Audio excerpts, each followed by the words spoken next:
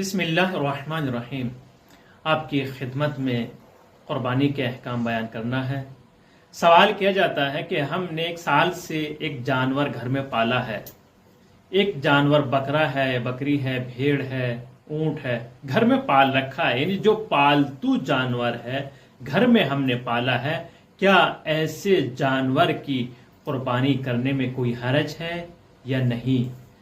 وہ جانور جو آپ نے گھر میں پال رکھا ہے، ایسے جانور کی قربانی کرنے میں کوئی حرج نہیں ہے، لیکن ایسے جانور کی قربانی کے لیے مکروہ کہا گیا ہے کہ مکروہ ہے۔ یعنی کیا؟